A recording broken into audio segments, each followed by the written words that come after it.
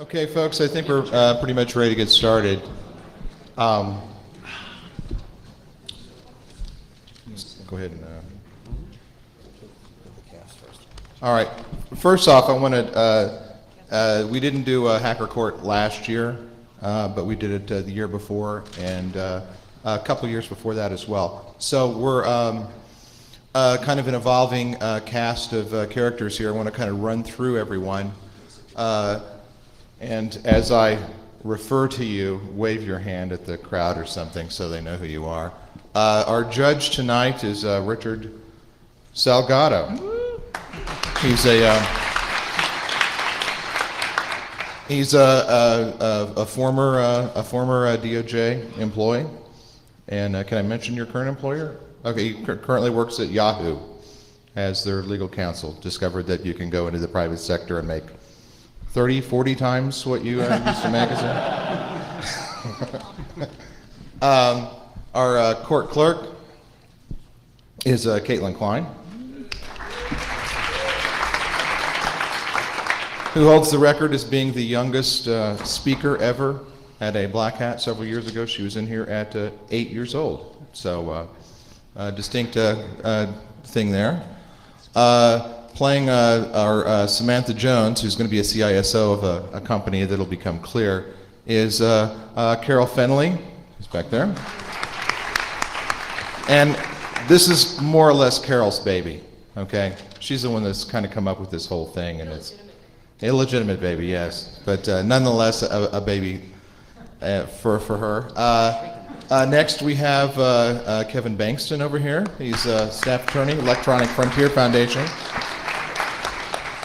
Ironically, our illustrious EFF representative is going to be a prosecutor this time, which should be kind of fun. Next to him is our defense attorney, Paul Ohm. And what's fun about Paul is he's being a defense attorney when he actually used to be DOJ and prosecute some of the scum that he'll be defending. So that's got kind of nice. Back for a return appearance as a defendant is Mr. Brian Martin.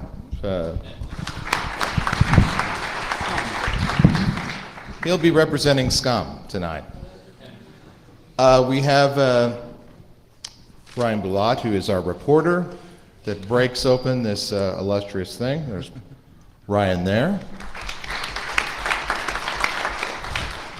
Where's Ovi? Ovi Carroll is one of our, he's our case agent and actually does his thing, kicks in the door and all that kind of stuff. He has lots of fun doing that. I'll be playing the senator tonight, so that's why I'm dressed this way. And then John Klein's going to be our expert witnesses over here, who's a lot of John Klein fans in the room. That's it's always good. Sad, really, but there you go. Let's jump on to the next slide, just to give you, and we're going to try to move quickly through this.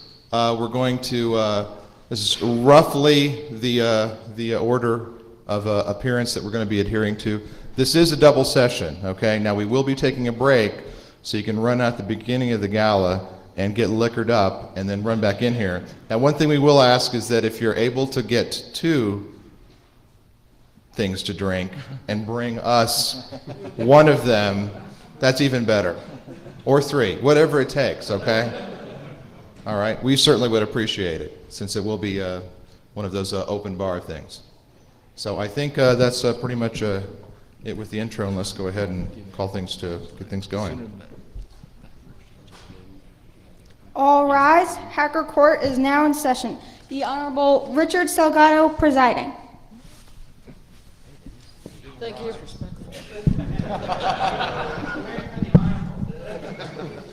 You may be seated. Good afternoon, Council. I see that the jury has been impaneled and is now sitting. Before we begin more formally, let me just say that I want to thank the jury for taking the time to participate in one of the most fundamental ways that you can as a citizen to help support a rule of law in a society like ours. We have a long and illustrious history in this country of jury service, and I want to express my gratitude to you for sitting here today. Let me first explain how the trial is going to proceed generally. This is a criminal case. The United States government has brought charges against a defendant, and you're going to be hearing the case about those charges. The government, or I'll refer to them as prosecution at times, is represented by a United States Assistant United States Attorney, Kevin Bankston. He's representing the government in bringing the charges, and he will bear the burden of proof on the claims made against the defendant. The defendant here, Mr. Brian Martin, is being represented by an attorney, Paul Ohm. And Mr. Ohm will be speaking on behalf of Mr. Martin, and should he choose to, will be providing a defense for his counsel, for his client. The indictment here charges that the defendant illegally intercepted electronic communications, otherwise known as wiretapping, and then using those communications and disclosing the communications to others, all in violation of United States federal law. The indictment is simply a document that lists the charges. It's nothing else. It's not evidence. It doesn't prove or disprove anything. It's just a listing of the charges. The defendant has pleaded not guilty to the charges listed in the indictment, and he is presumed to be innocent unless he's proven otherwise. And in fact, the jury, all 12 of you, must unanimously find that the government has proved his guilt beyond reasonable doubt before you can convict the defendant of any of the charges. The first step in this trial will be opening statements. The government opening statement will tell you about the evidence which it will intend to put before you. And as I mentioned before, the indictment is not evidence. Well, the opening statements of the prosecutor is not also in any way probative of what actually happened. They are purely descriptions of what's likely to be proved at trial or what the prosecution intends to prove at trial, and nothing more than that. The defense counsel, after the opening statement of the prosecution, will likewise have an obligation, or excuse me, an opportunity, but no obligation to present his opening statement. And again, just like the indictment and the prosecutor's opening statement, it's not evidence of anything. The evidence will come next after the opening statements, and the evidence will be presented to you in a couple different forms. You will be hearing from witnesses through testimony. You'll be seeing documents, and there may be other types of evidence that are brought to your attention. The attorneys will bring them in, and as they come in, you will be allowed to see it, and you will hear likely testimony about the document exhibits. Once the government has presented its case, the defense will have an opportunity to present its evidence. The defense has no obligation to present any evidence, but may choose to do so if it wishes. After you've heard the evidence on both sides, the government and the defense will each be given time to present final arguments, closing arguments. Once those are given, I will be providing you with guidance, jury instructions as it's called, on how to evaluate the facts and come to a conclusion. You will be bound to follow those instructions, although the duty of actually finding the facts is exclusively within your domain. Now, with that introduction of what the proceeding will look like, we'll now begin with opening statements. Mr. Bankston, would you like to proceed? Yes, thank you, Your Honor.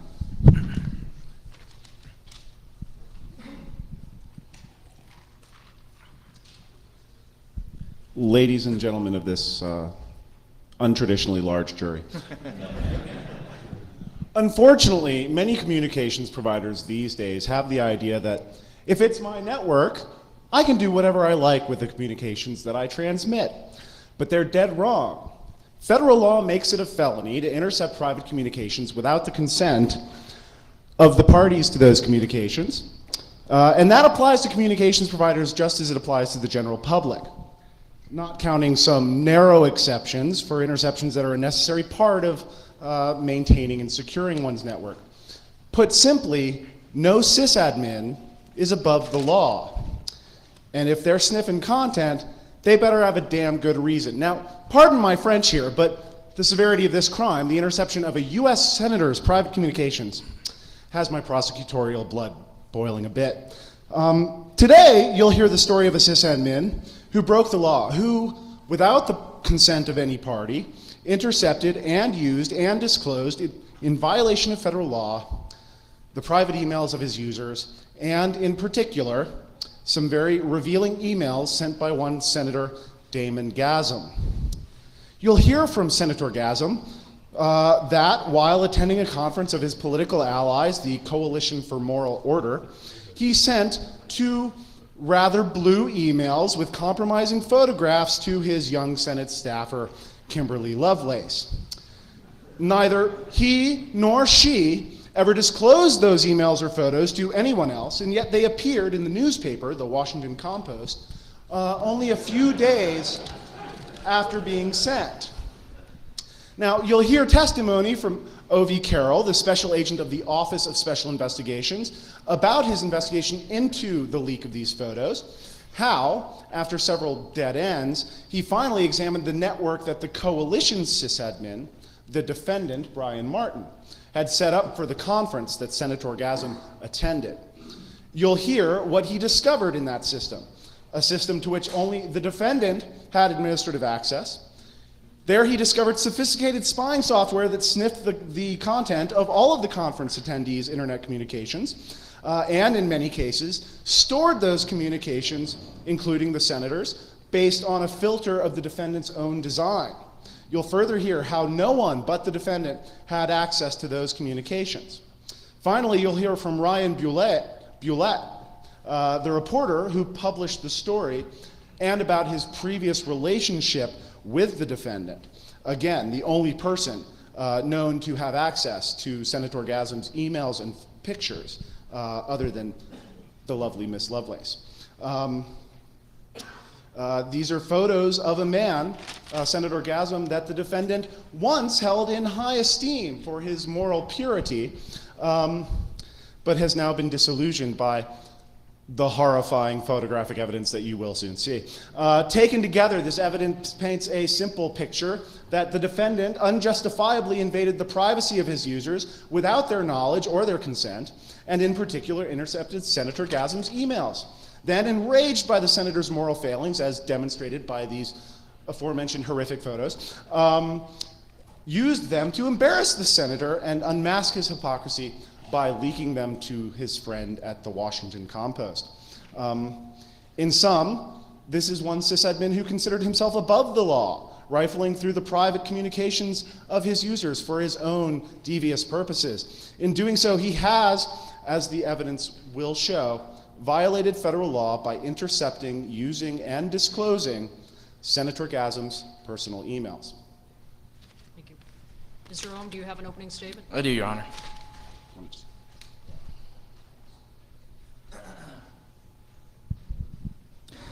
Good afternoon, ladies and gentlemen. As you probably have already gathered from that recitation, this is not your ordinary case.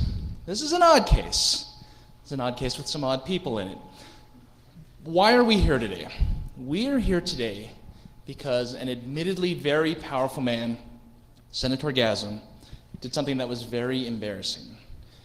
Did something that brought, perhaps you could even say, some shame upon him, some notoriety. I'm sure many of you in the jury have heard about these facts before today.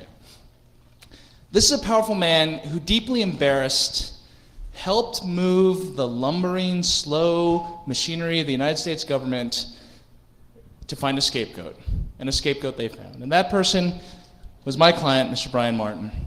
Who is Brian Martin? You will learn in the testimony that he's a young man dedicated to doing a good job running a computer network.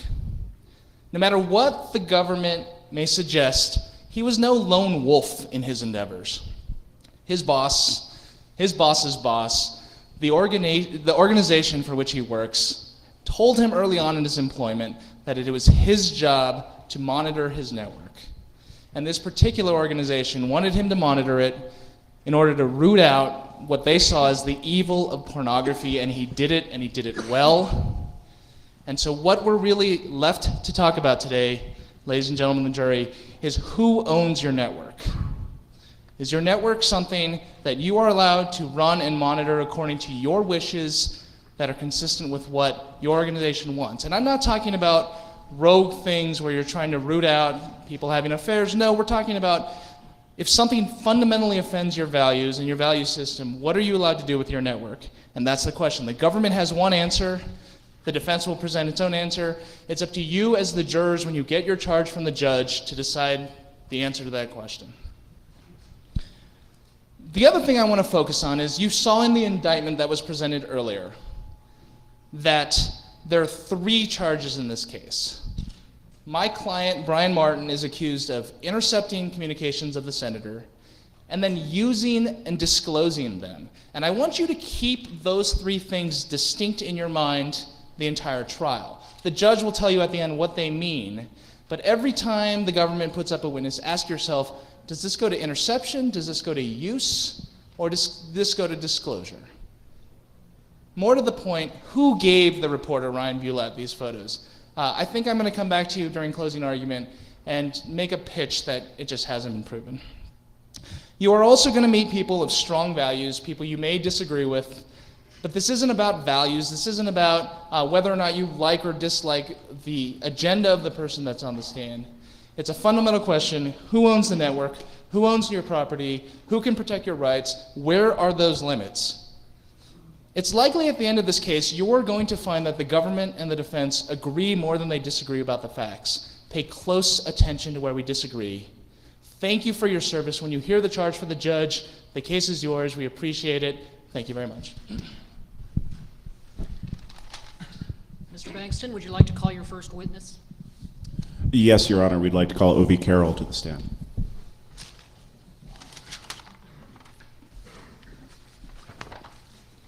Mr. Carroll, would you raise your left hand, please? Do you swear to tell the truth, the whole truth, and nothing but the truth under the pain and penalty of perjury? I do. You may be seated. By the way, if you all have any questions during this, go ahead and write them down and get them to Kay. All right? Our bailiff, thank you. I'll examine from over here, I suppose. Yes. Yes, can you give your name and your job title, please? My name is O.V. Carroll. I'm a special agent and senior computer forensic examiner for the Office of Special Investigations. Okay. Thank you for joining us this afternoon. Your Honor, I'd like to remind you that Agent Carroll has been pre-certified as an expert witness in digital media examination and network security practices and principles. Any objection? No, Your Honor. You may proceed. Thank you, Your Honor. Please tell me, Agent Carroll, how were you first involved in this case? I was notified by the OSI headquarters and asked to investigate after they had received a report from the senator's office that emails and photographs sent by the senator, Senator Gasm, from his laptop computer had been reported in the Washington Compost, and they suspected someone had broken into his computer. Okay. And how did you proceed with your investigation? I immediately went to interview Senator Orgasm and learned that I believe that is Senator Gasm. my apologies. Learned that the emails were sent from his laptop computer to his staffer during his attendance at a conference in Las Vegas. The conference was the Society for Morals Under Threat, a smut conference. During the period of May 10th through 15th, again using the conference's wireless network. And those emails were subsequently appeared in the Washington Compost verbatim. Okay. And what did you do then? Well, after interviewing the senator, I imaged his computer and later conducted a forensic exam. I found the 2 emails and the 5 images that were published in the Washington Compost, and I further found that there was no information that suggested that his computer system had been compromised. And what was the next step you took in your investigation? After the interview and the examination, I interviewed the staffer, Kimberly Lovelace, who had received the 2 emails from the senator with the image attachments. And Ms. Lovelace stated that she did not reveal or share these emails or images with anyone. Okay. Your Honor, at this time I'd like to introduce into evidence and publish to the jury stipulation regarding Ms. Lovelace's testimony, that being Government Exhibit 13. Do you have any objection? No, Your Honor. The exhibit is hereby entered into evidence and published to the jury. And I'll very briefly point out the relevant bits here. If called as a witness, Kimberly Lovelace would testify that she is the communications director for the office of Senator Damon Gasm. She received an email from Senator Gasm on May 12, 2006 at approximately 5 p.m. The email contained an attached picture called sheep_defile.jpg. This file depicted Senator Gasm and a sheep. She received an email from Senator Gasm on May 14, 2006 at approximately 11 a.m. The email contained a zip file attachment. One of the images depicted Senator Gasm wearing her bra and lipstick, and she had sole possession of her laptop and never revealed these emails to anyone, somewhat understandably. So after your interview with Ms. Lovelace, what was the next step in your investigation? I imaged and conducted a forensic exam on Ms. Lovelace's laptop computer. I found that I identified the emails in question that appeared in the Washington Compost. I identified through the forensic exam that they had been received on that computer through SMTP using the Thunderbird email client.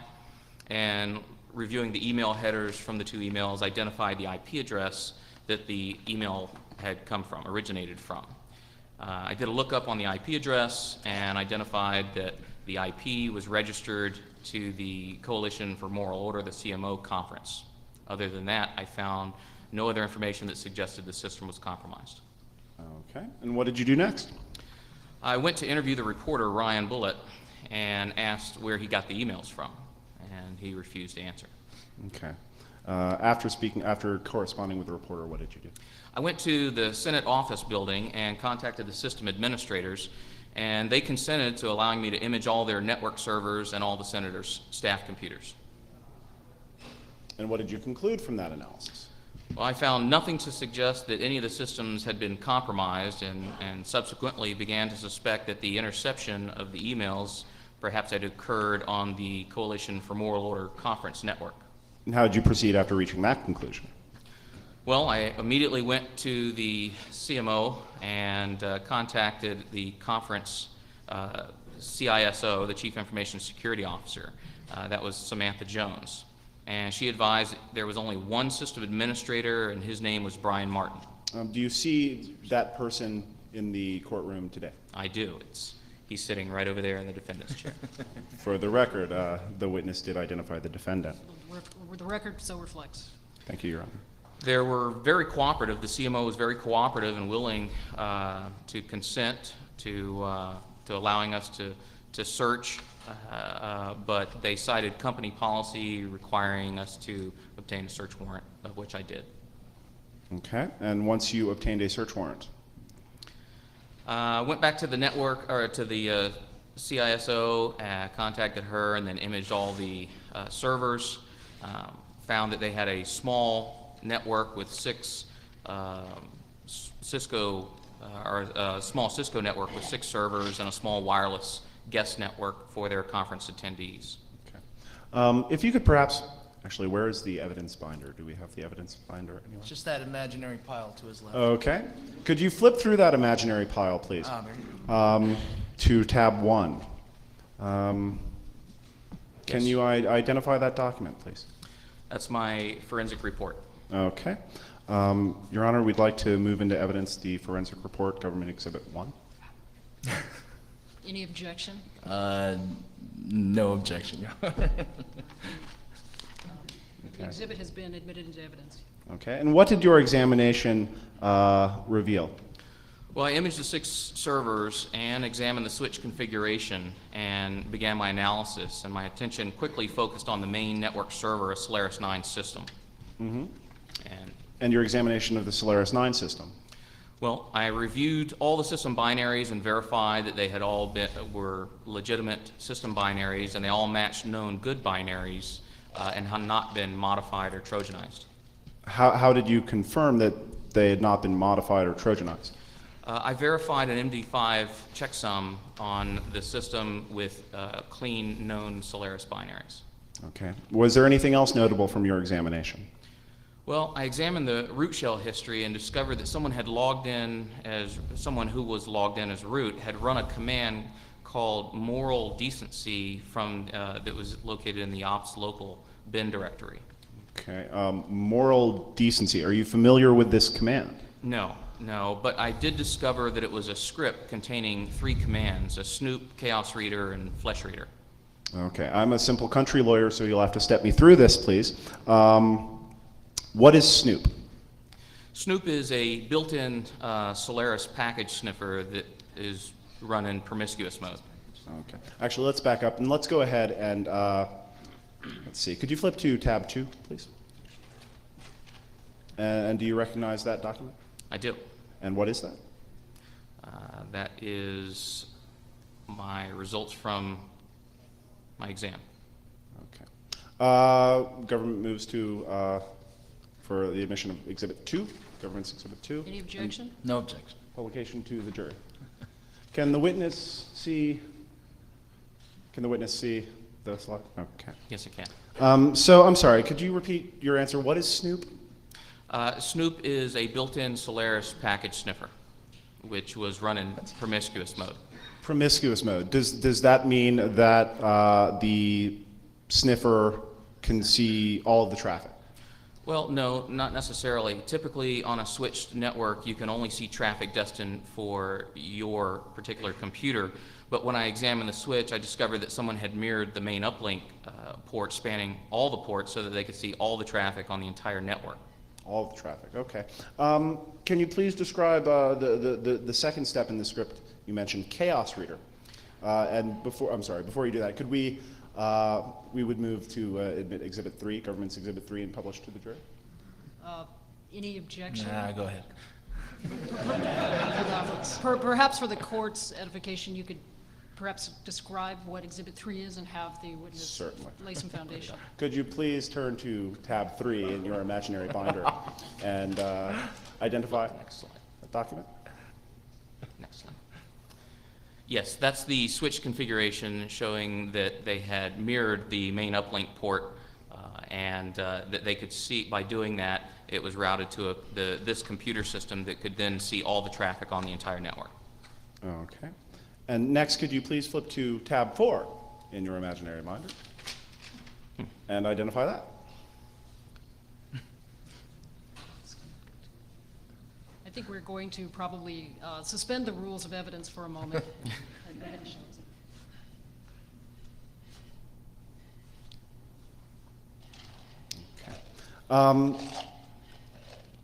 Chaos reader. Okay. So, can you please describe the third step in the script you described? Flesh reader? Chaos Reader was the second step, but that was the one that takes, and what Chaos Reader does is it takes all the raw packets from the Snoop capture and then reassembles the package into their original sessions and then organizes them and dumps them into a directory.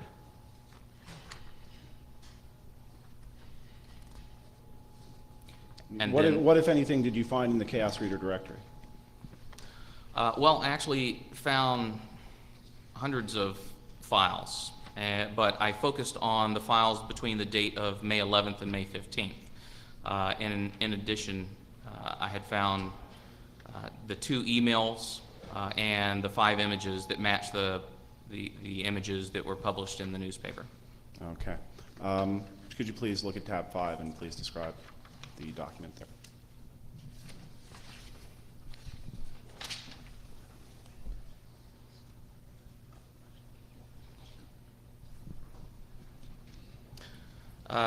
Yes, I found the 2 email messages with the MIME encoded attachments, and this just shows that they were in session 4 and session 13 of the Snoop packets.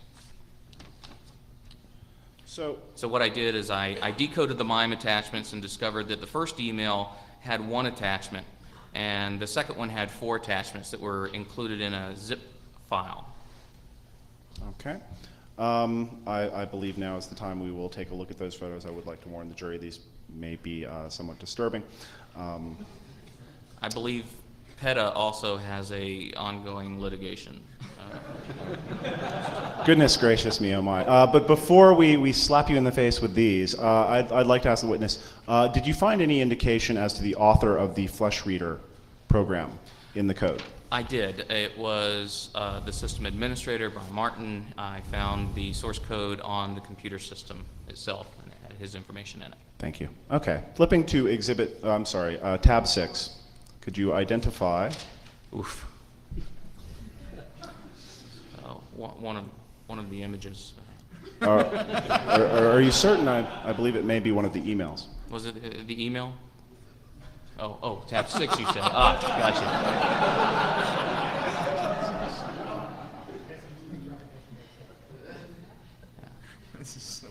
Keep going. And we would move to admit Exhibit 6 into evidence. Any objection? No, none at all. Admitted into evidence. All right. And so could you please describe what we're looking at here? This is session 4, one of the sessions that contain the single image and the email. Okay. Could you please, I'm sorry, flip to tab 7? Oh, yeah. That's I'm sorry. I'm sorry, I've been in law enforcement 20 years, and I'm still having Objection, Your Honor. problems. He's grandstanding. Stick to the testimony, sir. Yes, sir. That's the image. I would move that Exhibit 7 be admitted. Any objection based on the rules of evidence? No, Your Honor. Could you please publish to the I'm jury? dying to see this, so go ahead.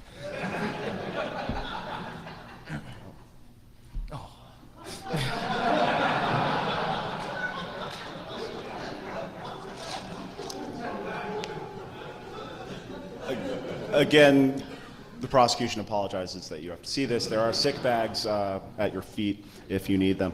Moving on as quickly as possible to tab 7. Could you please identify the document in tab 7? Oh, that would be the session 13. That was the information that came out of session 13 packet. Okay. May we move this into evidence and publish to the jury, Your Honor? I assume you're referring to Exhibit 8. Oh, yes, Your Honor.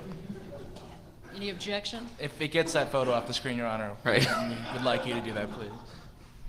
It's admitted into evidence. It's okay. And could you please describe what we're looking at here? This is the text of the email that I found. Okay. And could you please look at tabs 9, 10, 11, and 12, and please let me know what those are. Those are the images that were attached to the. Those are all the images that were attached to the email. Thank you. We'd like to move 9 through 12 into evidence and publish Any to the jury. No objection, Your Honor. One no. Just one no.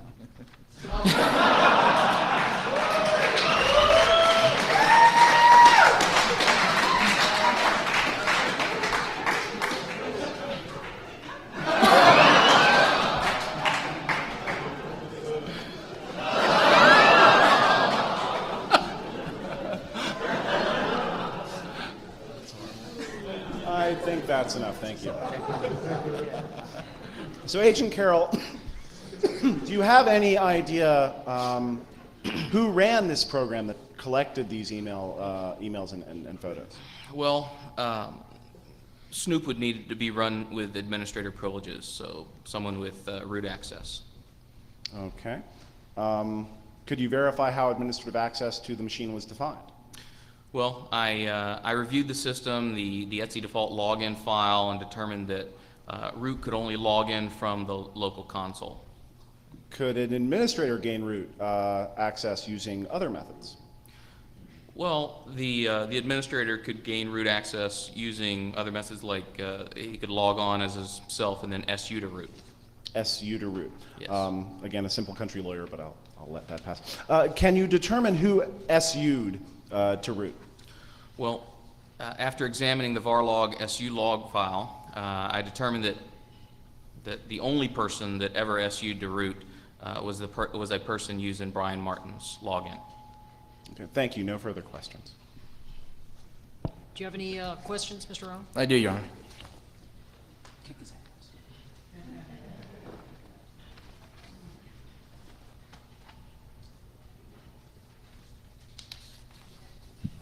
Afternoon, Agent Carroll. How are you? Very well, thank you.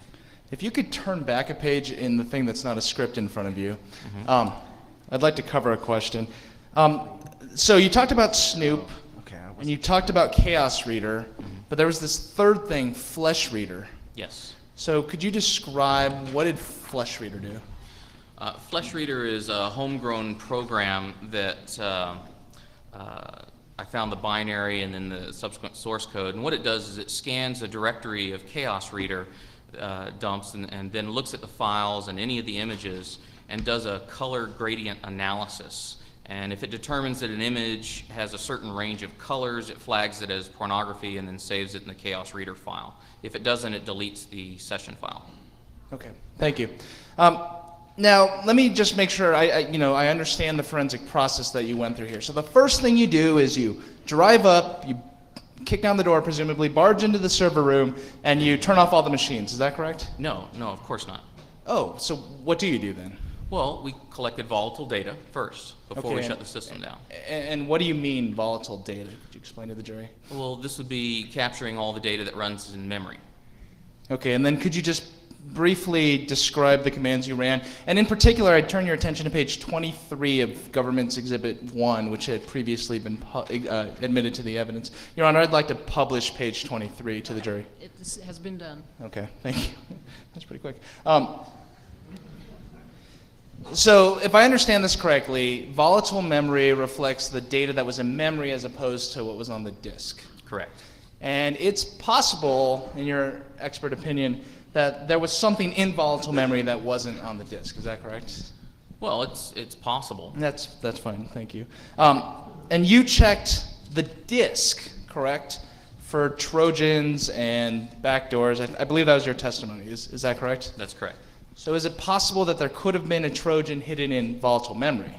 Well, it is possible, but again, I didn't find anything that suggested. That's fine. Thank you for your answer. And then let's talk again about this directory you found that allegedly had the email and the pictures of the senator. You said that the way FleshReader and Chaos Reader interact, there were lots of files in this directory. Were there other image files in this directory?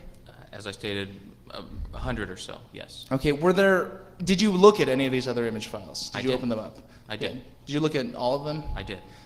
Were there any other images of people depicted in any of those files? Yes. And how would you say those people were dressed in the pictures that you were looking Less than conference attire. at? Specifically, what do you mean? What were they wearing? Less than beach attire. Okay. Would you say that there were some pictures in there of people without any clothes on at all? Yes, there were. And would you say that there were pictures that you may define in your expert opinion as pornography in that directory? Sure. Okay, thank you. Last set of questions for you. Did you obtain any phone records for my client, Brian Martin? I did. Did you obtain his home phone records? I obtained his home phone records, cell phone, and work phone records. Okay, in any of those 3 sets of phone records, did you find any phone calls from my client to the reporter Ryan Bulat in the range of time that we're describing? I did not on those phone records. Okay, and what about email records? Did you obtain, through whatever process, the email records from my client Brian Martin? I did, both home and work. And again, same question, in any of those records, did you find any evidence of email messages being sent from Brian Martin to Ryan Bulat? Well, no, not on those. Okay, thank you. No further questions, Your Honor. Any redirect? Just a couple, Your Honor. Agent Carroll, in your expert opinion, are there any methods by which a system administrator could send emails that are untraceable or otherwise would not identify the sender as the system administrator? Absolutely. Any system administrator could easily do it. Okay. And quickly, regarding the directory of photographs, you mentioned people in less than convention attire and perhaps their birthday suits. Were there any people who were not in a state of undress in that directory, and or were there any photos that were not of people? Yes, as a matter of fact, there were photos of sand dunes, there were photos of full-face photos, kids in bathing suits. There were a number of photos that matched the color gradient, I guess. Okay. Thank you. That'll be all. Any additional questions on the defense? No, Your Honor. May we excuse the witness? Yes, Your Honor. The witness is excused. Thank you for your testimony. Mr. Bengtson, do you have any additional witnesses? Yes, Your Honor. At this time, we would like to call Senator Damon Gasm, please. Your Honor, if you would humor us here, if you'd raise your left hand, please. Do you swear to tell the truth, the whole truth, and nothing but the truth under the pain and penalty of perjury? So help me God. Please have a seat.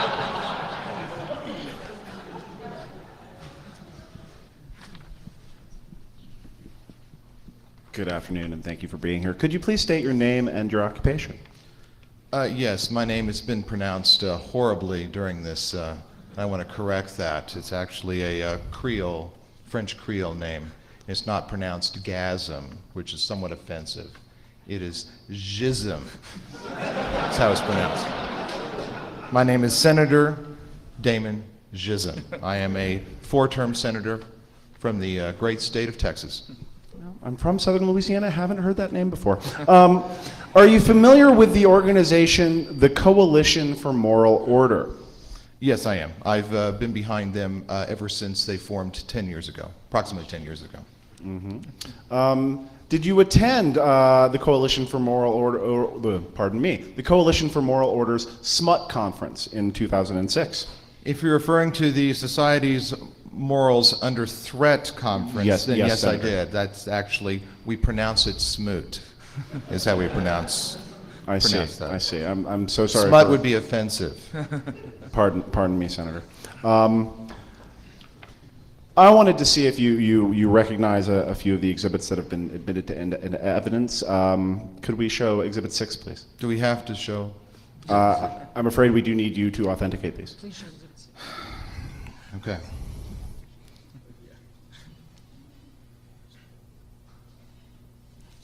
And can you identify this? Yes, I can identify that. And what is that? That is an email that I sent from the conference. Okay, moving on to Exhibit 7. Senator, Yes.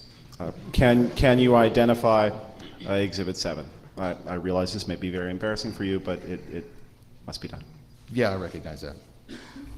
That's a picture that I sent with the email. Okay. Exhibit 7, please. 8.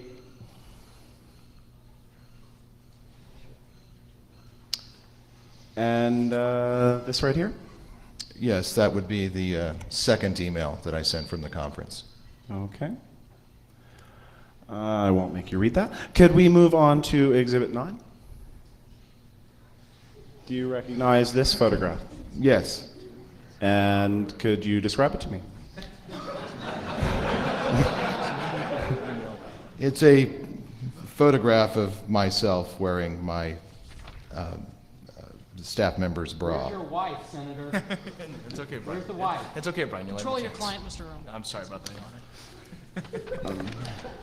And did this photograph accompany the email in Exhibit? Yes, it did. Yes, it did. Okay. Moving on to Exhibit 10. Variation on a theme. Senator, do you recognize this photograph? Yes. And was this also attached to these? Yes. Yes. One more, I believe. 2 more, actually. Oh, just 1 more. Thank goodness. Do you recognize this? Yes, I recognize that one. It was Uh, attached to the email. Yes. We all know. We all saw the pictures. Okay. We all had a really good laugh. So, and to be clear, when and where when and from where did you send these emails with these photographic attachments? Could we take that off the screen? It's highly embarrassing. Yes, I believe we Please. can. Could we take that one? Thank you. Yes, I sent the emails and the pictures from the conference, from the Smoot conference. Whose network were you using? Well, the hotel where we were having the conference did not have internet access, so I was using the conference-supplied wireless network. The network supplied by the conference organizers? Yes, The that's the Coalition one. for Moral Order. Correct. Okay. Did the Coalition for Moral Order provide you with any terms of service or acceptable use policy that put you on notice that your communications may be monitored? Well, no. Was there any announcement during any orientation regarding monitoring of the network? No, not at all. I've spoken to my esteemed colleague, Senator Ted Stevens, from Alaska, and he's explained to me how this is all put together using pipes, and it was my understanding that I had my own private pipe that no one could look at. And so I thought, well, it's my pipe, no one can see it, and this pipe is for jism. That's what it's for. It's for me. One moment.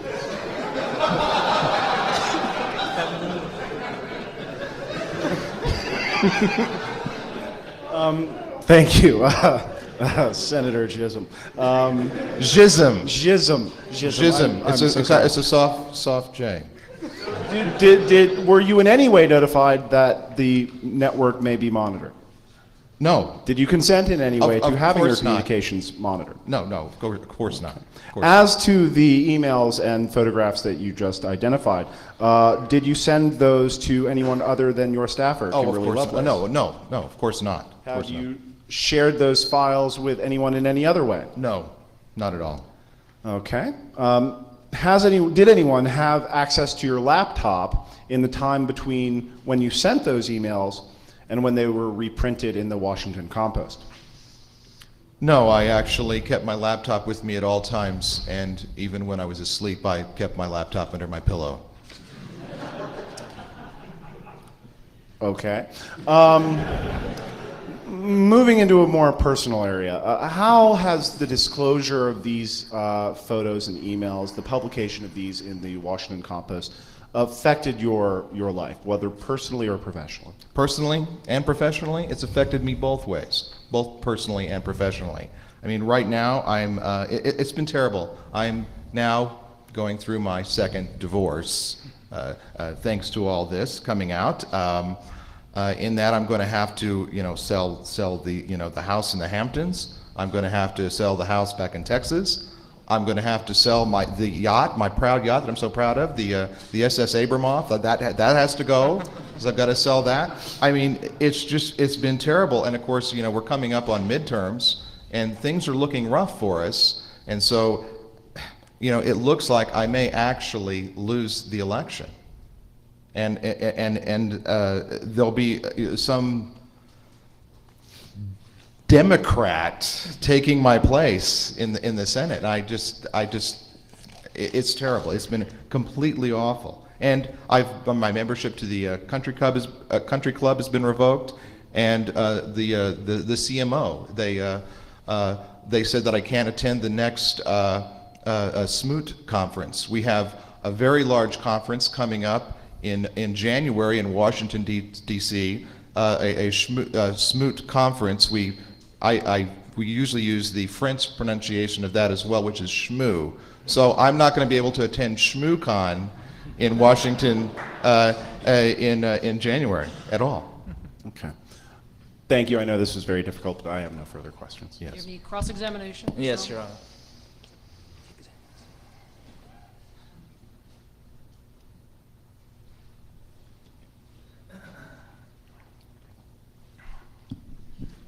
So, Senator Gasm, Jism. that's right, Senator Gasm, Jism. right, That- Senator Gasm, you've always been known as kind of a values-first senator, isn't that true? Yes. And so that's why this is so embarrassing to you, isn't it? This really does fundamentally strike the image that you've been so carefully trying to craft. Oh, well, yeah, it's extremely embarrassing. Right. It's extremely embarrassing. And let's talk a little bit about the CMO that we've heard so much about. What are the values of this organization as you understand it? Well, the values of it is to promote the family. Of course, the family's first, protect the children, and to make sure that our society is living by a moral and decent conduct. So in that way, you would say that your values that you've at least professed and their values are usually pretty compatible with one another. Absolutely. Yeah. And so has this affected your relationship with the coalition at all? Yes, as I've stated, I'm not going to be able to attend ShmooCon, and I was on their advisory board. I'm not allowed to attend meetings or correspond with any of the current members. And then one more time, just to clarify, it was the fact that you sent these email messages while at the conference that has caused you all this difficulty with Yes. your values, Yes. coalition, and your constituency. Is that correct? Yes. Thank you. No further questions. Is there any redirect? No, Your Honor, I'm ready to move on to the next We witness. excuse the witness. Senator, thank you for your time, and have a good trip back to Texas. Thanks, Rick. Your Honor, at this time, we'd like to call Ryan Bulott to the stand. You raise your left hand. Will you tell us the truth?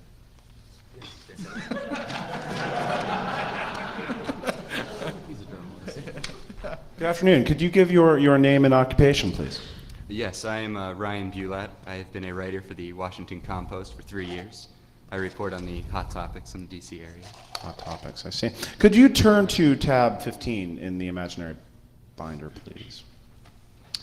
Can you tell me what that is? Yes, that is the article I wrote on May 19th, 2005, about Senator Gasm. Your Honor, we'd like to move that into I'm sorry, evidence Jism. and publish to the jury. Any objection to the admission of Exhibit 15? No objection, Your Honor. Mr. Bulott, could you read the article for the jury? And please do include the emails that are in the story, because I did not want to require Senator Jism to read them. I'm sorry, I cannot read that from here. Your Honor, could the witness have leave to approach the Objection. projector? No, no Please do. objection. Perhaps you can use counsel's mic. Yeah, that's attached.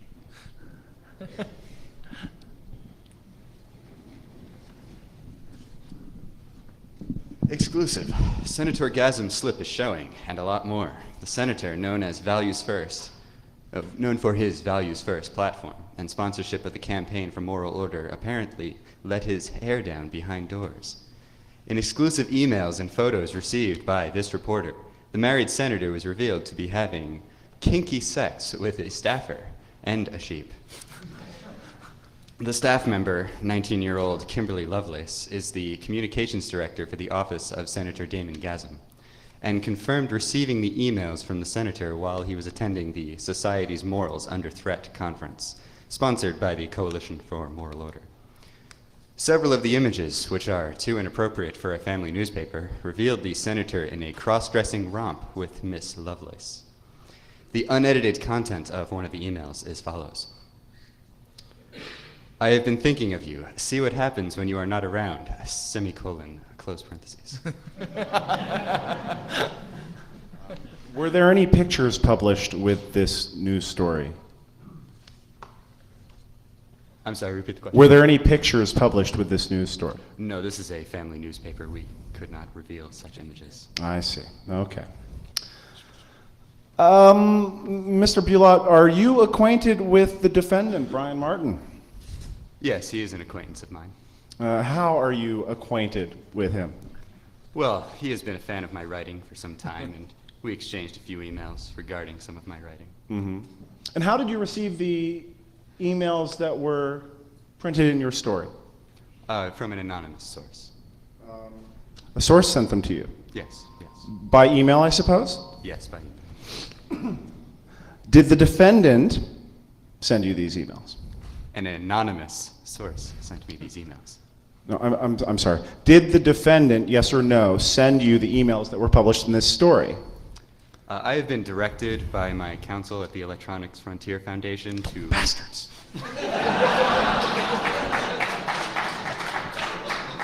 to not answer this question. Your Honor, could you please direct the witness to answer the question? Sir, is that your final response to the direct question to you from the prosecutor? Yes, I invoke my First Amendment journalist right. All right. Your Honor, this is absolutely beyond the pale. This journalist wrapping himself in the First Amendment. Could you please hold him in contempt, Your Honor? Mr. Bankston, we've been through this. We'll now turn the mics off so the jury doesn't have to hear this. We have a previously established process for this. There's another forum for dealing with this. We'll proceed in that forum. Do you have any more questions for the journalist? One, Your Honor. Do you deny that the defendant provided you with the emails that were published in your story? I refuse to answer this question. Sir, we will now Well, let me ask, Mr. Ohm, do you have any questions? Just some quick questions, Your Honor. I'll ask him from over here. Mr. Bulat, hi, how are you? Oh, I'm fine. Great. Have you ever met my client, Brian Martin, in person? Not before today, no. So this is the first time you've ever seen this man, Brian Martin? Yes. Okay, thank you. No further questions, Your Honor. Any redirect? No, Your Honor, we're done. And that Thank you, will- Mr. Bulat. You are dismissed from this particular proceeding. Thank you.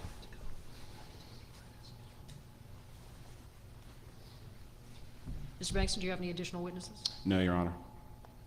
Prosecution rests. All right. Defense? Okay, yeah, the defense would call John Klein to the stand, please.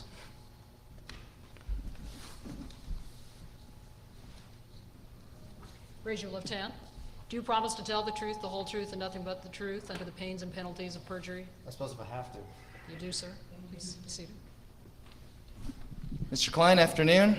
Afternoon, sir. Could you please state your name and your occupation for the record? Yes, Jonathan Klein, Director Security Solutions, Kalins LLC.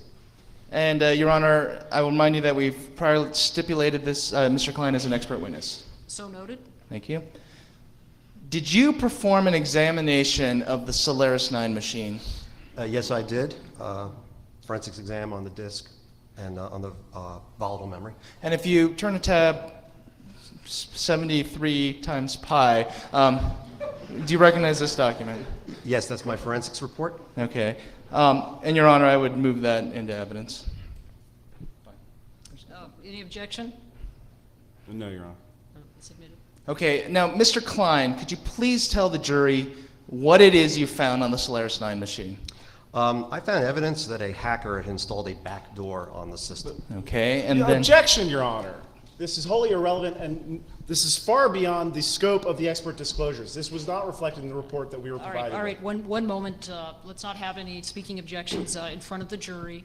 I think we knew this was going to happen. I think we're going to ask the jury to step out of the room for a moment, and we will have a sidebar on this. Ladies and gentlemen, I'm sorry.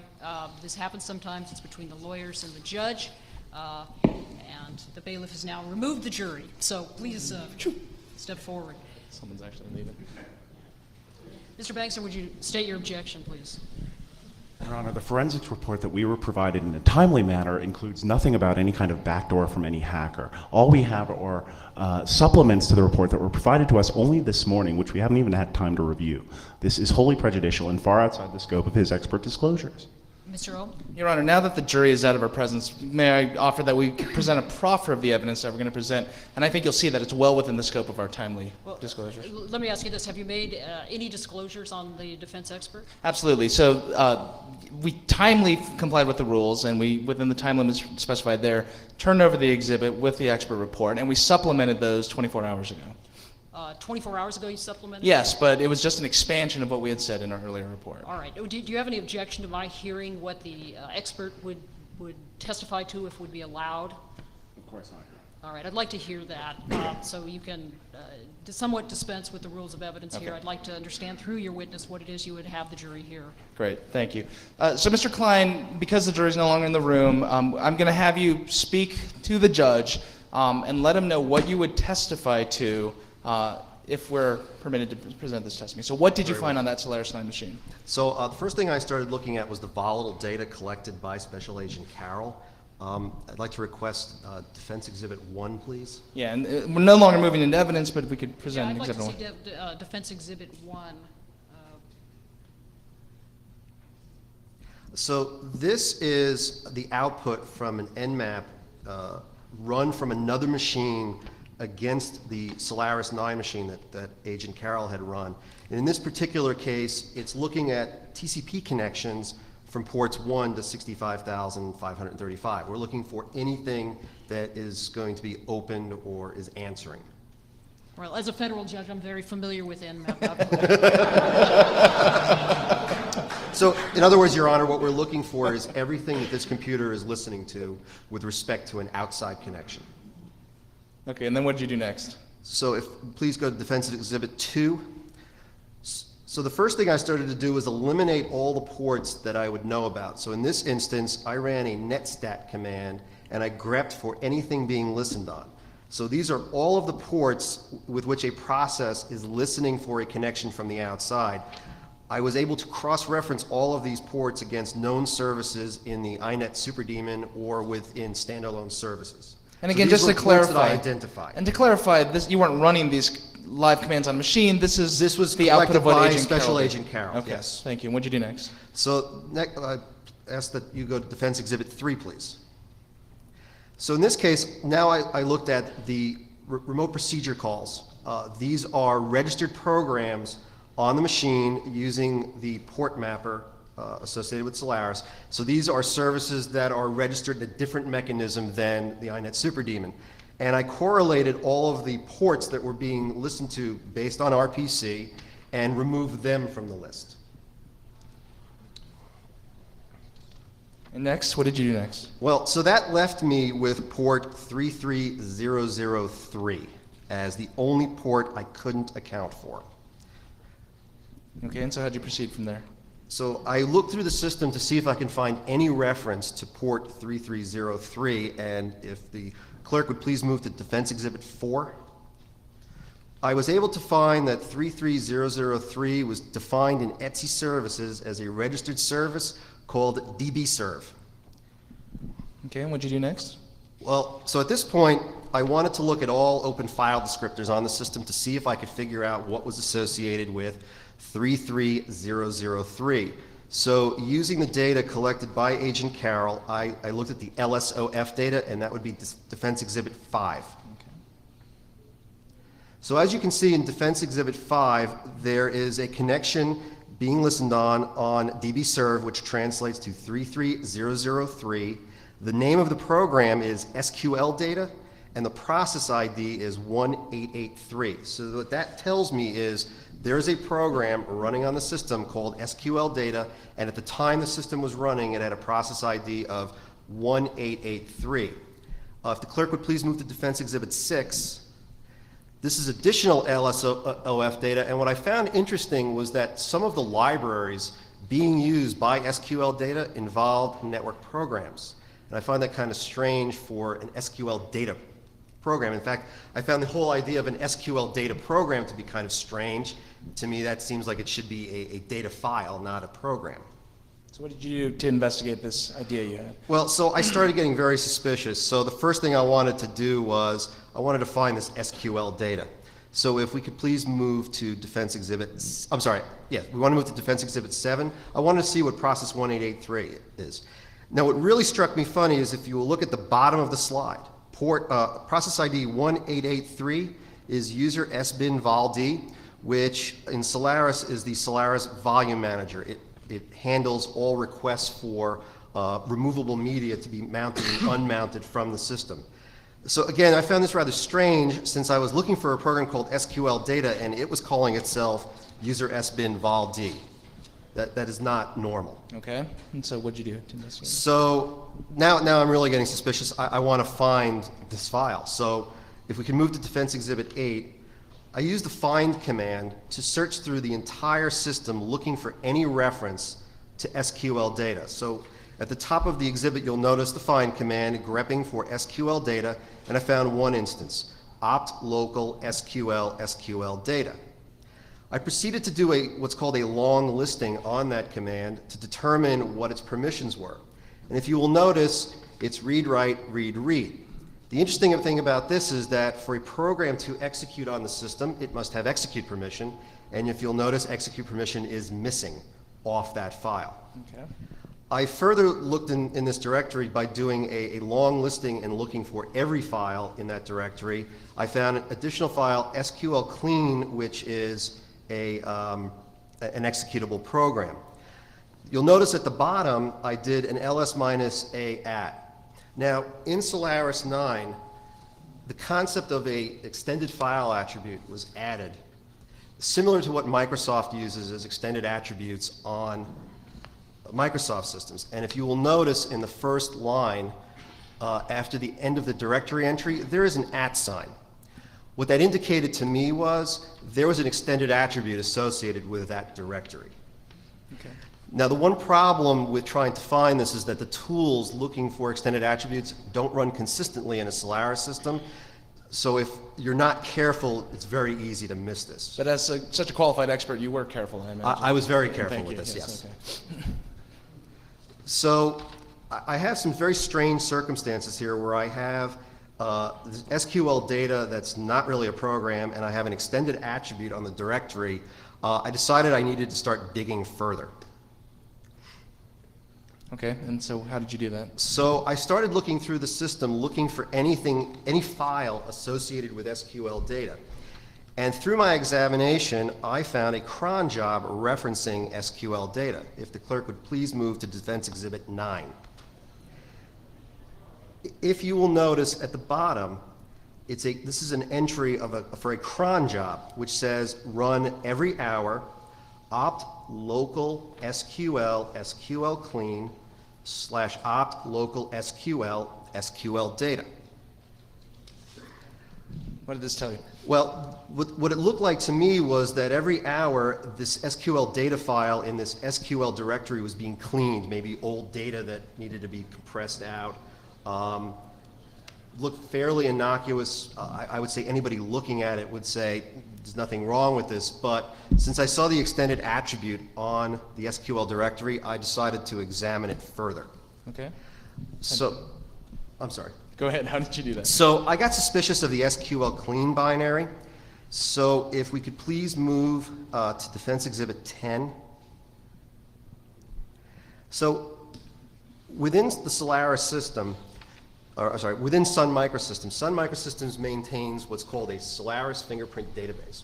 And what they do is they maintain an MD5 checksum of every binary issued with every Solaris system, I believe starting with Solaris 8. So that an administrator or an investigator could look at a binary and tell exactly what that binary was. So I decided that I want to send up SQL clean to see what it was, see if it showed up anywhere in the Sun fingerprint database. So the way to do that is you collect the MD5 checksum off of the file, and then you run this sfpc.pl script provided by Sun Microsystems to submit that MD5 checksum to the database. And what did you discover from the database? So as you can see from the return on the database, our friendly program SQL clean is actually a Solaris binary user bin runat. And what does runat do? So if we please move to Defense Exhibit 11. What runat does is it allows the capability, it gives you the capability of being able to manipulate the extended attribute space. So for example, I use the runat command, I can copy things into the attribute space, I could list it, I could change the mode of a file, I could change the ownership of a file, and it's all hidden within that attribute space. So I found it very interesting that the runat command was being used in this situation. So now if we go back to Defense Exhibit 9, so if you now look at this cron job, what I'm really doing is a user bin runat on directory opt local SQL, and now I'm manipulating a file called SQL data. So moving to Defense Exhibit 12, I indeed issued the runat command on that directory and looked at what was in there, and as you can see, what SQL data is a binary, set user ID to root, which means this will execute as super user every time it runs. So every hour, this program is being executed on the system. Okay, and so what did you do next? Well, so Perhaps we could, this has made me rather thirsty. Perhaps we could take a break, 10-minute break? 10 minutes. A 10-minute break, and I'll wet my whistle and we'll resume with the sidebar discussion. Thank you. So we'll be back in 10 minutes.